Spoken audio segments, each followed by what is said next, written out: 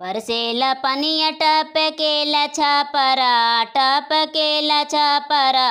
अब की मॉडल दार घर बनवाया सजना। अब की मॉडल वाला बांगला छवाया सजना। छवाया सजना बनवाया वाला माँ। अब की मॉडल वाला घर बनवाया वाला माँ। बरसेला पनिया टपकेला छपरा टपकेला छपरा। अब के मॉडल वाला घर बनवाया बलमा।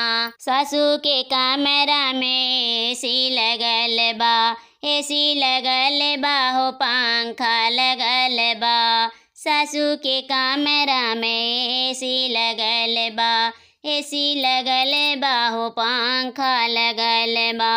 हमहु गरमिया सहिला बलमा हो सहिला सजना। अब की मॉडल वाला घर बनवाया बलमा। अब की मॉडल वाला बांगला छवाया सजना। बरसेला पनिया टपकेला छपरा टपकेला छपरा। अब की मॉडल वाला घर बनवाया बलमा। जिठानी के कमरा में बिजली लगल बा। बिजली लगल बा ट्यूबलाइट लगल बा। जिठानी के कमरा में बिजली लगल बा।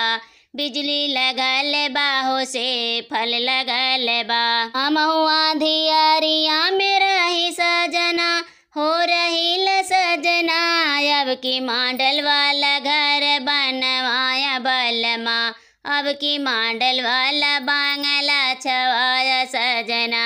बरसेला पनिया टपकेला छपरा टपकेला छपरा। अब की मॉडल वाला घर